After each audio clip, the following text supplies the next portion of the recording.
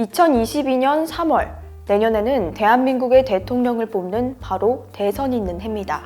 얼마 전에 있었던 보궐선거에서 청년층과 중년층의 투표 결과가 상반되게 나오면서 여야는 내년 대선 후보로 누구를 보내야 할지 더욱 고심이 깊어졌는데요.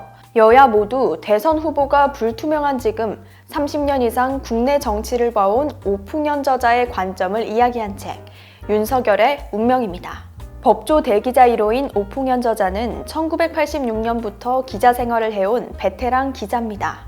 저자는 불의와는 타협하지 않는 상식과 양심을 바탕으로 기자 생활을 해왔는데요. 청와대 출입기자단 전체 간사, 법무부 정책위원 등을 거쳐 현재는 오풍년닷컴을 운영하고 있습니다. 화제의 책 윤석열의 운명, 법조 대기자 1호 오풍년 저자가 냉철하게 분석하여 출판하였습니다.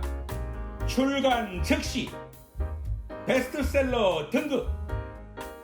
윤석열의 운명, 대한민국을 위하여, 국리 민복을 위하여, 국민을 위한 지도자 탄생을 위하여. 윤석열의 운명, 출간 즉시 베스트셀러 등급.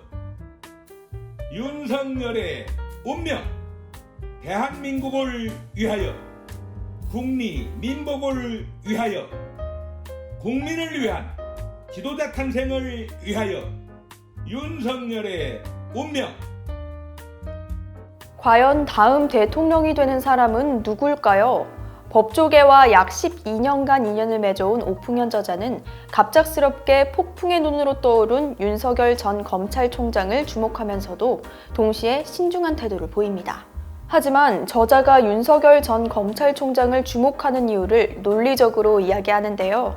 그가 비정치인 출신 대권주자들과는 다르게 대검 범죄정보 2 담당관 출신으로서 여의도 정치계의 정세를 어느 정도 파악하고 있다는 점, 정부의 맹공세에서도 흐트러지지 않는 맷집이 있다는 점, 대중을 휘어잡을 수 있는 메시지를 만들어낼 수 있는 능력이 있다는 점을 대표적으로 주목하고 있습니다. 이 책에서는 2020년 4월 1일부터 2021년 4월 1일까지 윤석열 전 검찰총장 주변에서 일어났던 일들을 모았습니다. 이슈가 있을 때마다 저자는 역사를 기록한다는 심정으로 칼럼을 썼는데요. 언론 기자 출신의 저자가 들려주는 윤석열 전 총장이 대권주자로 거듭나는 과정의 이야기는 예리하고 치밀합니다. 특히 검찰개혁의 이슈와 윤석열 전 총장의 향후 거취와 행동에 대한 예측도 주목해볼 만합니다. 야권의 대권 후보로 주목받고 있으며 한평생 검사로 살아왔지만 메시지 관리에 있어 웬만한 정치인을 능가하는 모습을 보여주는 윤석열. 그는 상식과 정의가 통하는 사회가 도래하길 꿈꾼다라는 저자의 꿈을 이뤄줄 수 있을까요? 내년 대선은 누가 될 것 같아요? 내가 가장 많이 받는 질문이기도 하다. 내년 대선처럼 점치기 어려운 때도 없을 것 같다. 지금은 여야 모두 대선 후보마저 불투명하다고 할 수 있다. 절대 강자가 없다는 뜻이기도 하다. 저자가 말하는 상식과 정의가 통하는 사회. 내년 대선에 대한 저자의 관점이 궁금하시다면 윤석열의 운명 추천해드립니다.